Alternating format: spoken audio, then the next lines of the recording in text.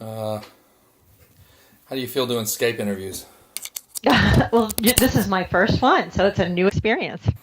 All right, I first met Cathy Spence through the ODCA, the Open Data Center Alliance, and she works at Intel. Her job is to try and get internal adoption of a variety of technologies.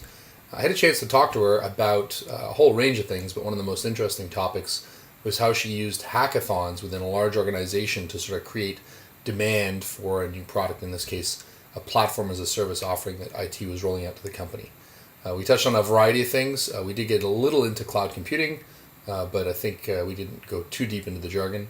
And some very interesting lessons if you're thinking about how to organize a hackathon, what kinds of issues will come up, maybe some that you hadn't thought of, handle things like rewards, getting buy-in, and really the purpose of a hackathon, because one of those purposes is to drive adoption of the thing, but the other is just to test the thing. And if you're going into a hackathon with a QA mindset, you probably need to run it very differently and set expectations differently from if you're going into one where you're hoping that every person who's in attendance is going to do something good for you. So, without further ado, here's Cathy Spence at Intel.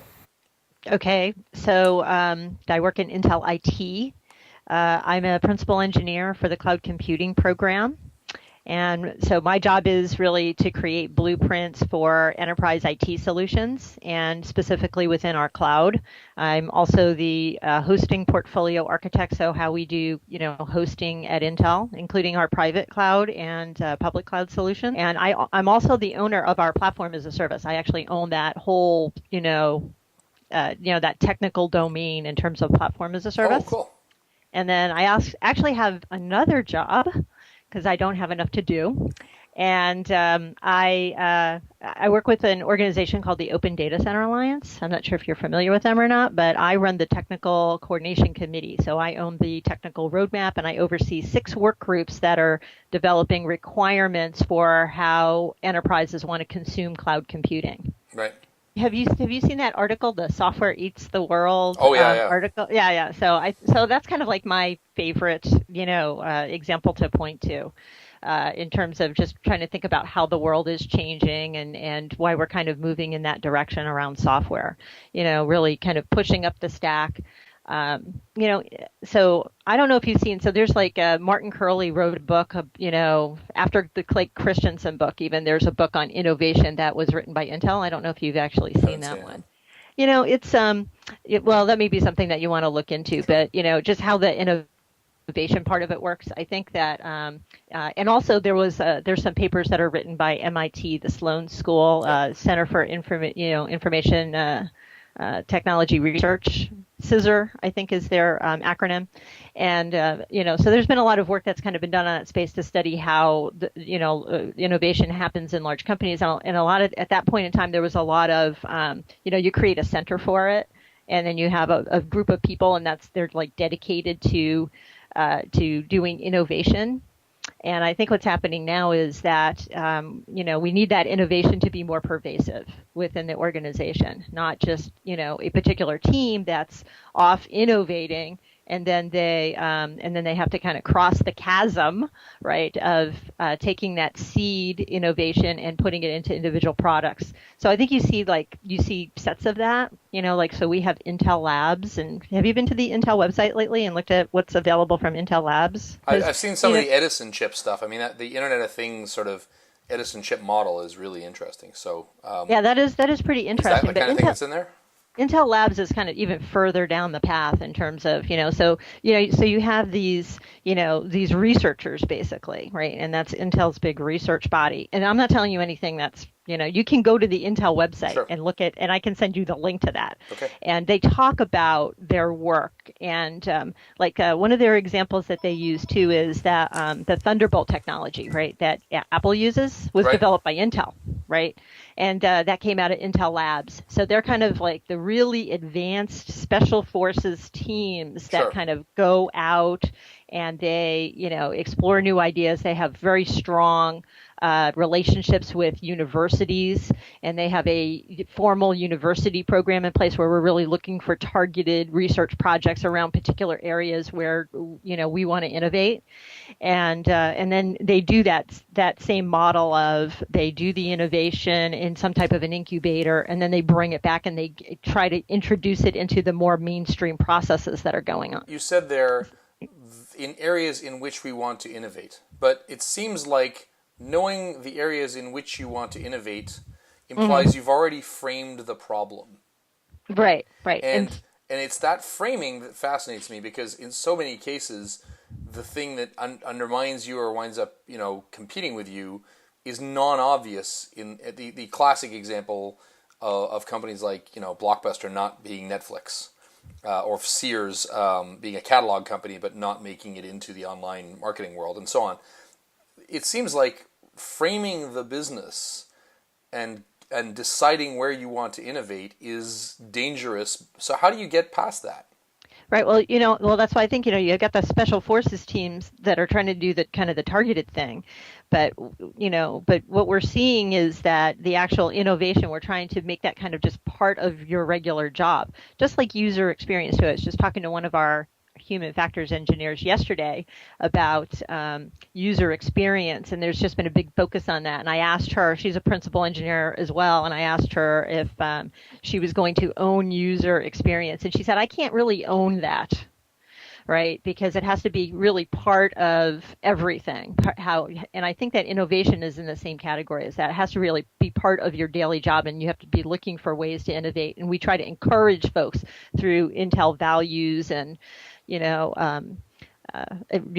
more risk taking is being encouraged right now. Things like that. Try to really make that part of your general job. So you've got the advanced team working on specialized topics, but then you have your individuals that are actually in the heat of working on your projects and trying to embed that innovative thinking into your regular working model. So I interviewed David McRaney recently for this blog, podcast, whatever this is going to wind up being. And he said something very interesting about luck. He said, the answer is for companies that do well is that they were lucky. When you go and look, and that isn't as nebulous as it sounds, because it turns out there's actually a pretty scientific definition of luck, and it involves opportunism and the way people look at a situation, and some people look at it and they see the possible opportunities that might stem from it. The problem with opportunism is it's very hard to put that in someone's quarterly KPIs. Right. If you're using some kind of organizational metrics that are used to decide whether you get a bonus or whether the company's aligned well with things, it's very hard to say, go and be opportunistic, which is similar to lucky, and look at things in this sort of sideways glance, different way of looking at it. How else could this be used? And still comply with the traditional incentive models of a large company, quarterly earnings, KPIs, do this thing and you'll be promoted. How do you reconcile that in a big company? So I've been working on platform as a service for about 2 years, longer than 2 years. And platform as a service is a really different way of deploying applications within the enterprise. And I'll tell you, it's really tough because, you go in to your management review committee to pitch your idea of, hey, we want to offer a platform as a service, which is very, very new and nobody even really understands what that means. And it's very nascent from a technology perspective, but it's an area that we want to take some leadership. And you have to convince the team that you want to make a strategic investment in that particular area, right? And because you get asked questions all the time, like, well, where's your demand? What developers are asking you to provide platform as a service? And the problem is the developers have never even heard of platform as a service. No one, I can tell you, when I started working on this, came up to me and said, I want platform as a service. Right. It was up to me to paint the picture of this is what the future could look like, in terms of, this type of a capability. And the interesting thing is that, we got approval based on there was strategic value to go and try this out. So we did the whole path of, I try a little proof of concept type of thing, and then I did a wider implementation. I did some surveying of people. I got, you know what I mean? I got some data, because you have to be able to do data driven, you know, decision making. Sure. And then the other thing that I did was, even then it was still very speculative So whether or what kind of not this metrics would were work. you looking for early on to show that the initial proof of concept had a traction? True. So what were your metrics early on when you were in proof of Yeah. concept? So yeah, I was looking at things like, so the big value, the business value for doing platform as a service. One of the problems is that it takes too long to deploy applications in the enterprise, and part of the reason is technically because you got to get a server, you got to install everything on your server, you got to go get approvals that you're going to land the server in the data center, and then you have to kind of go through this whole process. So we looked at some actual data of how long does that take, and it was on the order of 70 days. Wow. All right. So, yeah. And so this proposal was, we want to make it possible to land applications in less than a day. I'm really intrigued by the scorecard that you got. So you left that first meeting and they said, yes, go forth, Yeah. put this out there, come Right. back and see us in X days with Y metrics. What was X and Y? I think there are three big benefits around cloud in general, and the big driver is the business agility piece of it. So it So, sounds like the metrics you've mentioned so far were very yeah, technical metrics, right? Like utilization and so on.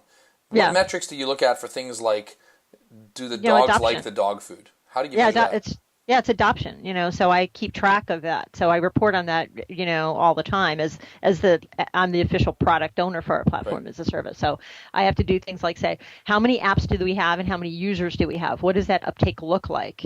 Or does it look like people are experimenting with it, or are we really starting to land some real applications there? Do you know what I'm saying? Yeah, and so in your case, are all the users of the Intel Pass internal Intel employees?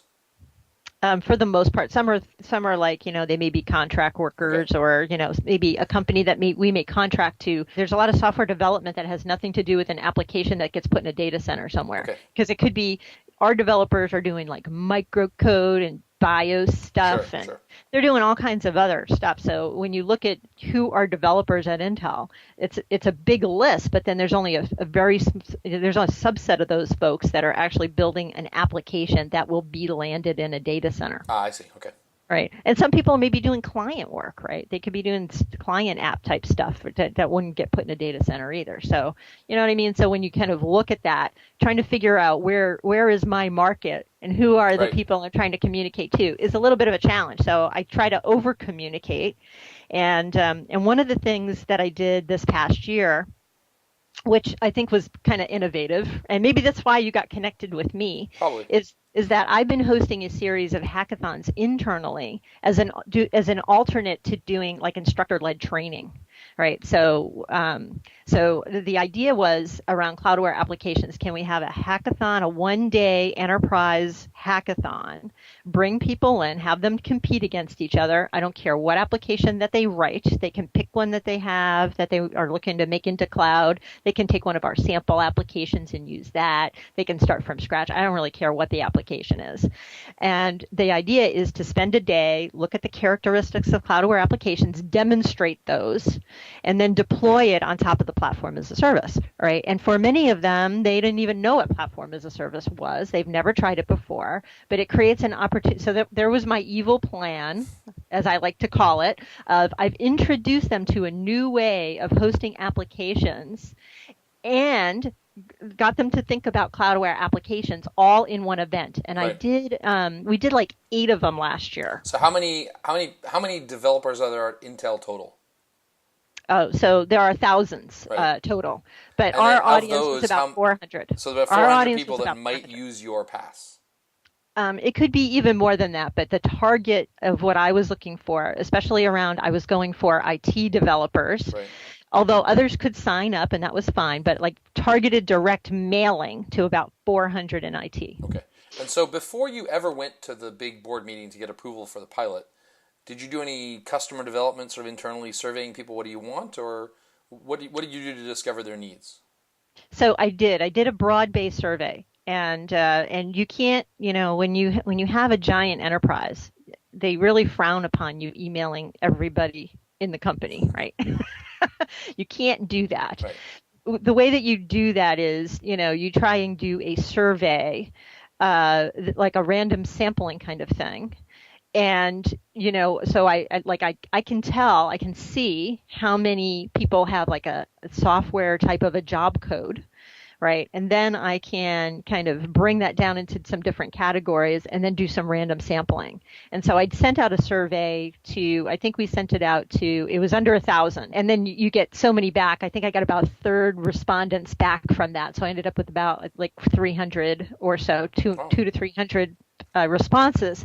And then the first question is, are you writing an application that would get landed in a data center, right? right. Because a lot of our folks, like I said, they don't do that. Sure. And then when you get that back, then you can cross some of those folks off the list. And then I asked them a couple questions about what are the tools and technologies they were using. I try to do it in a way that is, I don't know. I don't know if it's a little sneaky or whatever, but I asked them, hey, here are the concepts that we're thinking about. And I described platform as a service. And I said, if you had this, is this something that you would use? And then my last question in the survey was, hey, we're going to be piloting this. Do you want to be part of the pilot? Right. And I actually ended up with 25 volunteers as a result of that, which I thought was actually pretty good. So it was worth it for me to do the survey to see kind of the tools and technologies and direction that people Sure. are going, introduce them to this concept, which was very new at the time, and then invite them to participate. And then you were able to take that into the board and say, hey, I got 25 people that say they like to play with this. Can I have some budget? Well, yeah. So when you use open source, I didn't need any budget. So all I needed was headcount. Okay. I didn't ask for any money. In fact, I haven't gotten any money. Okay. And the So hackathons, you said there's about 400 people who are candidates for that. How many yeah, people showed up to the hackathon? we've had more than 100 in the ones that we did, and we Right. did them worldwide. Oh, wow. And Yeah. do you run that as a contest with prizes, and how did that go down? I mean, how Yeah. comfortable were people from an enterprise environment doing a sort of startup-y one-day hackathon thing? Yeah, they really liked that. So no, actually, I did need some money for the hackathons because we fed everybody, and that's like one of the most important things. You have to be willing to feed people. Right. And then the prizes, we just used our internal recognition. So we have an internal recognition system anyway, where you can kind of award people through that, and we use that. There's like a spontaneous recognition type of an award that we were able to give people, and it's it was easy to do because it's very international. Right. The first one I did, we actually had some physical prizes, but then, that you can't internationalize it because there are tax implications for Sure. people in different geos. So, so this is what makes sense, but it was still very popular. And in fact, we had some really interesting hackathons, especially in some of the other developing geos in APAC that wanted to use it as an opportunity to kind of bring everybody together and actually do some innovation around a theme. And they used that because I didn't care what the application was. I cared whether Right. it was cloud aware or not. But if they pick a theme on top of that, you can even do a little bit more with it. That's an interesting way to get local buy-in for your innovation effort, is to tailor it to something that's already on their agenda. What hackathon products most stood out that you were allowed to talk about? People have a day. Could they really build something of import in a day? Well, so it depends. So some people actually brought an application, and we encourage that as part of the sign up that, you can pick an application that you already have, or you can start a new one or whatever. We don't really care what the application was so much. But you can start in advance. It's okay too, to kind of, so if you come in with something, so people who actually came in with something and refined it, that was okay. And you would get bonus points if you actually got it deployed and working and you could demonstrate stuff. But I have a rubric basically, and you get different points for different things. Right.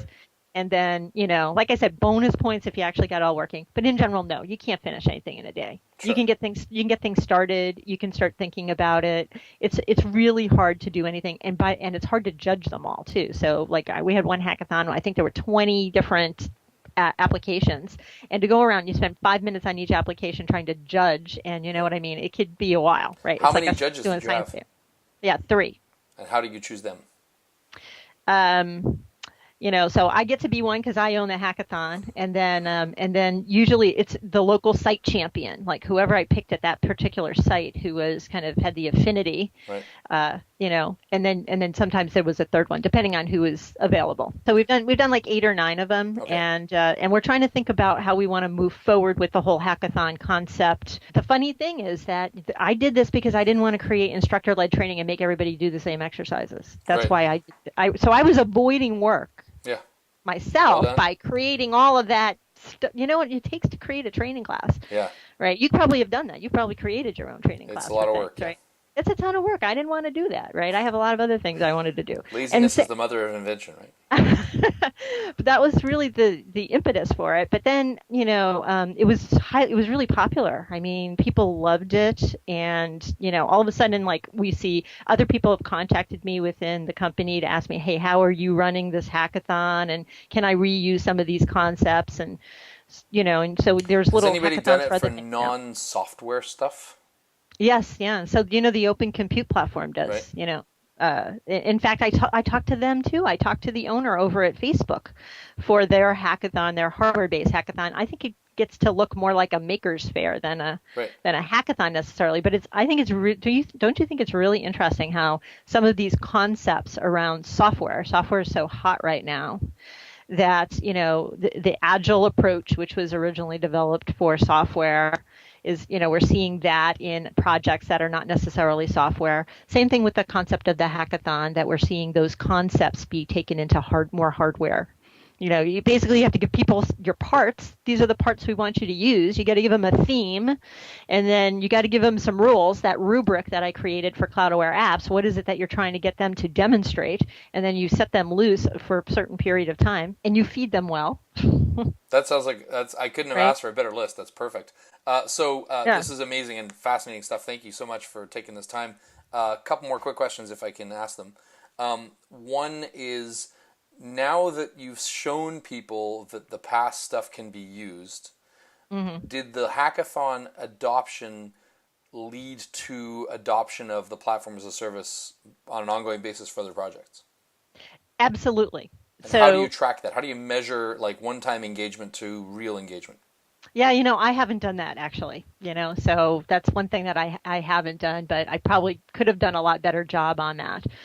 But it did the demand creation. So my evil plan worked, right? And I got a lot of questions and a lot of demand, and different groups coming to our team asking, when is it going to be available for production? So we just got it launched into production in Q4, where they could really host a production application.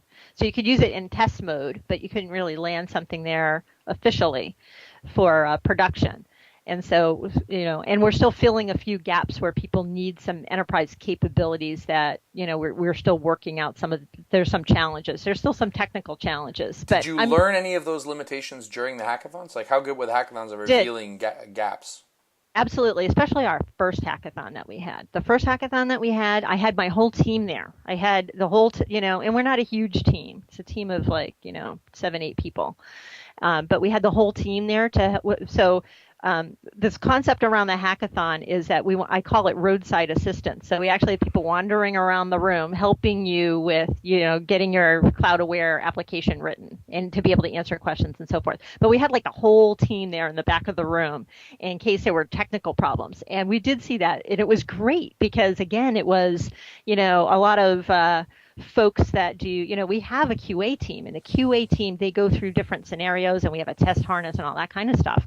But when you get real people using the platform, you learn a lot in terms of, you see things that you didn't expect to see. And that was one of the huge benefits from doing the hackathon. Can you We tell me called one that of the called that biggest out. ones you didn't see, or is that secret? There was one that if you deployed your application and it wasn't starting properly, it would all of a sudden start to consume a bunch of resources, and if they didn't shut it down properly, then it would start to cause a problem in terms of our Wow. capacity, right? And So the and hackathon is building interest, but it's also doing good QA. I would have thought that a really good metric for you early on. I've talked to a bunch of different people in innovation positions like yourself, and they tell me one of the metrics that smart boards ask you to report on is number of assumptions validated or invalidated, mhm, and number of problems discovered. And normally, like number of problems, that doesn't sound like a very positive metric, but for what you're doing, hey, we discovered these 7 shortcomings is actually tremendously valuable, right? And so Oh you go yeah, back to them and say, absolutely. these are the problems we revealed early on when you're trying to figure out if the thing is sort of sticky and if people keep using it. That's a very useful metric. Yeah, well, I didn't really count it like that, but when I did the summary around the hackathons, we definitely called out, I have like everything in there of these were problems that we found. I've got quotes from people that this hackathon was wonderful, right? So I got all of, I do collect all of that type of evidence, but I didn't actually report it out in the way that you're describing. Yeah, I mean, one of the things I'm realizing as I talk to people is that you've done a great job putting the hackathon together. There doesn't seem to be a structure for which things to keep score on at which stages of the innovation. So now you go back to the board. Have you had another meeting where you said, hey, great news, we've found these issues and we're ready to go? How did the metrics they want now change from the ones they had before? How have they changed? I don't think the metrics have changed. I think we just want more rigor around it because we're trying to figure out how to actually do all the measurements that they want. And the other thing too is that, some of the traditional metrics have challenges in them. So even like something like availability is hard to measure, right? So when you think about so let me give you an example of availability, right? So everybody wants an availability metric. How available is your platform? But if you've written your application to be cloud aware, it doesn't really it's hard to it's like you have to have a hard downtime in order to be able to really measure the availability, so you're going to end up with a really high availability number. Sure. And so I fight with some of our guys too around incidents that get generated and service requests. Like I get those reports and things. The what's really an incident, and does that incident really translate into into the availability calculation? So how all of that hooks up behind the scenes. I've actually learned a lot because I've never.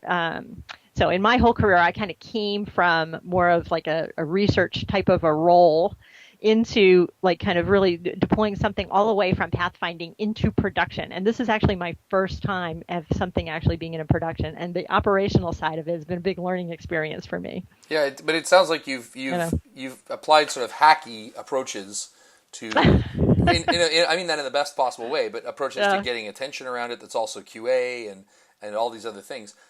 When you deploy the system and you now have people using it.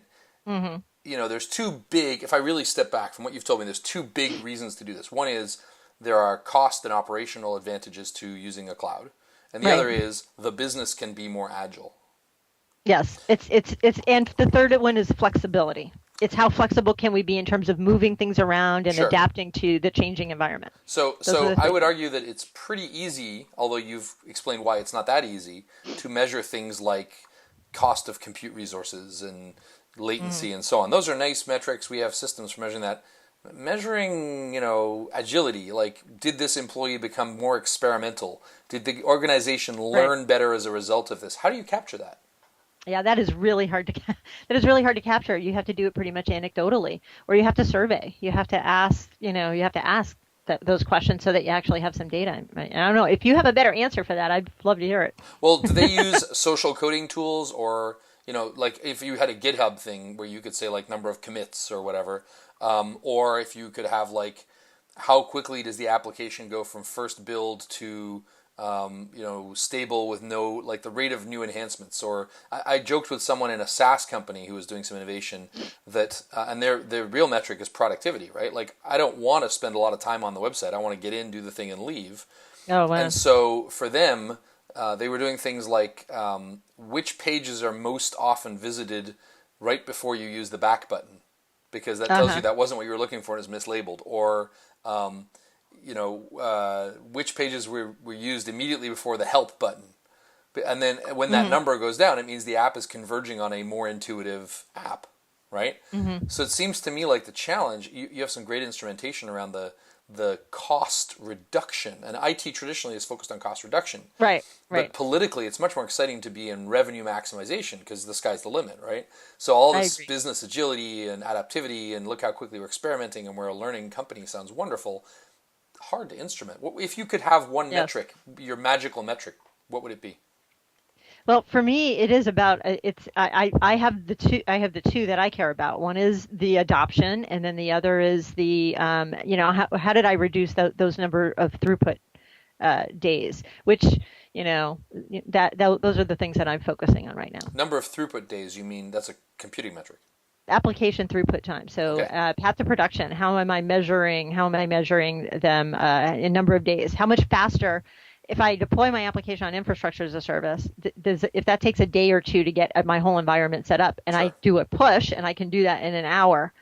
So that's what I'm trying to measure. That's what I've So been if you trying have to a focus on coder, measuring. if you have a coder who's a big fan of your past stuff, Yeah. could you ask them to say how long does it take you from initial idea to working prototype to production code? Because it almost seems like you're making those people more agile. Go ask the business person that asked them to build the app and see if they're more satisfied than the average business person. Like that's hard to get to as a metric, right? Well, that you asked me for the magical number, and Yeah. I'm telling you, but Yeah. that's not easy. That's why it's magical, right? Right. It's hard to really measure that. What if they're coding their app and they find that, hey, I need to go get more requirements, or the requirements changed. Now their throughput time is longer. That's not my fault, right? Right. From a hosting standpoint. So, there's all kinds of interesting challenges there to think about, did this really speed things up? And one thing I propose is we could maybe do it synthetically, right? We could actually say, okay, here's a small, medium, and large app. Let's try and deploy one way and try to deploy it the next way, and let's measure, Sure. right? So that could be maybe one way that we try to measure that. Right. And it does sound like you're kind of on the horns of this split between the techno metrics that are the technical stuff, and then the sort of soft human metrics are about like we don't have Right. a good way to measure how fast an organization learns. It's not in like there's no gap standard for learning ability, right?